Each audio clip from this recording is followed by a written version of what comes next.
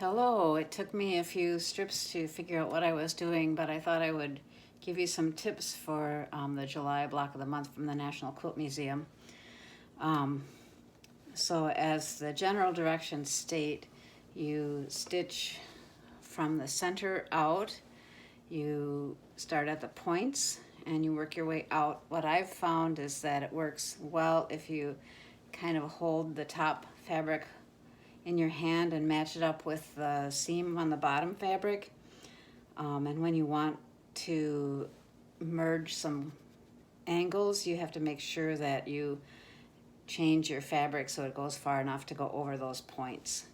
So let's start this way. Okay, so that's pressed.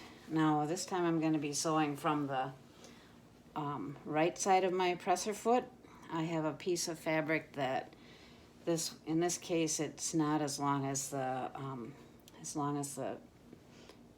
piece, but I found that actually if I take the width of a fat quarter and cut it in a 2-inch strip and then cut from end to end of that with a 1/2 inch in on either end, so that I have 2 strips that go from a 1/2 inch to 2 inches, that works pretty well. Then you have a lot of leeway where you go.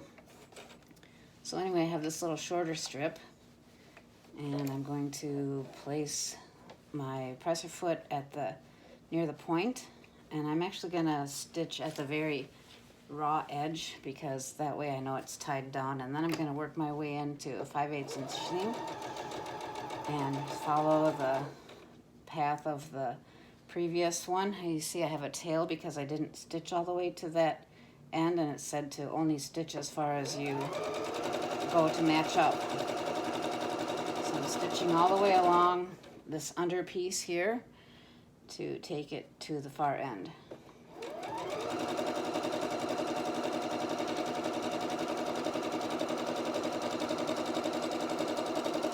The other thing you'll notice is that you can make a V very easily if you don't watch it, because that point is always so much narrower than the outside. So what you can do is you can overlap on the outside. You don't have to go all the way down to the end as I did here of the fabric, but you could like cut it off up here and then you'd have an extra flap. Actually, what I mean is you could cut it off at the one above it. All right, so now I'm gonna cut off that extra. I'm gonna finger press it down. Sorry, I'm left-handed, so the camera gets obscured by my left hand. So here you can see I have a piece that ends not at the far end, but it ends in the middle, and it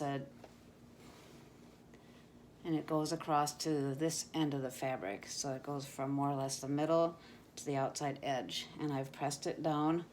I have my backing underneath and my batting, and I found out the hard way that you kind of need to baste those closed, or in my case I used pins, because the first time I tried this I ran over the back that had flipped over. Okay, so now I've got that side done.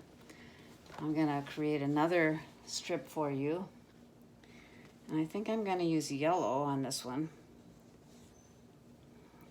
So I'm gonna put the wrong side up. I'm going to match the right sides together on the piece that I just stitched. Now in this case I'm using the 1/4 inch on the right side, and I'm going to start somewhere around on that fabric that I had before last time. Start along the seam and work my way into 5/8 of an inch, and I'm just going to put that down as I go and make 5/8 inch seams. And here I'm going to go across the point for the last one.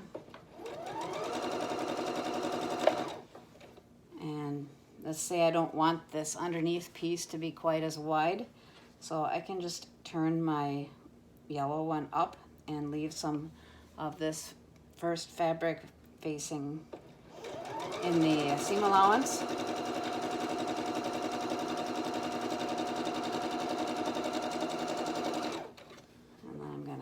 Off and show you what this one looks like.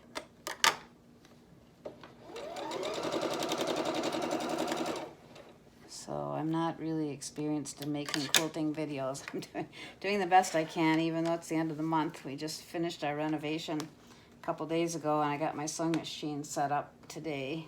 I couldn't wait to get back. Okay, so now here I have the seam I sewed all the way from the middle to the edge. I see a little tail of this underneath fabric. I'm going to clip that off so I don't have such a big seam allowance. At this end I have the underneath one also has sticking out. It's kind of like the foundation paper piecing where you trim it so that you don't have a lot of overlap underneath on your seam allowance. Alright, so now we've got the yellow and I finger press it.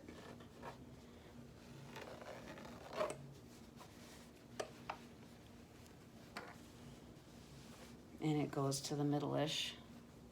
It covers the seam on the bright green one that's underneath. And I'm kind of straight across right now, so I have been doing a good job of not making the middles too much narrower than the outside. It seems like if you make your diamonds go further towards the edge instead of like in the middle, you'll have better luck with your overlap. Alright, so then we turn around and we find another one. I'm going to do the light green this time, I think. And I turn the right side down. I put the point in the middle. And I line up the seam allowances of the old fabric and the new one. And I'm going to start at the edge of the new fabric and work my seam allowance into 1/4 inch.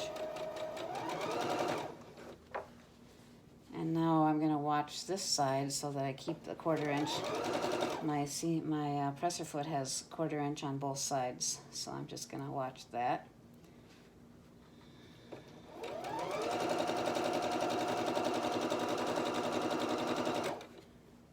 And I'm going to make this one underneath not quite as wide.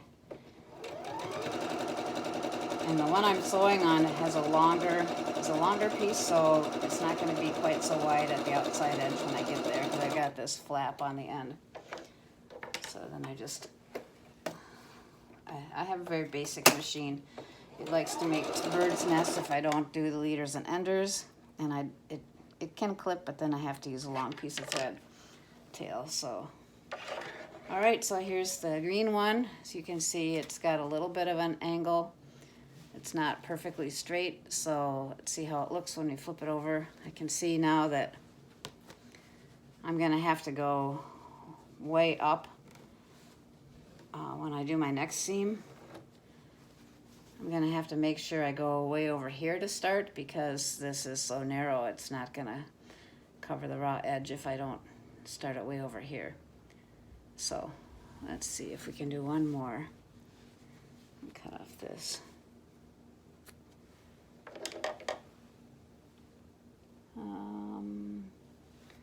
We'll do something different and do some, nope, gotta get a long one.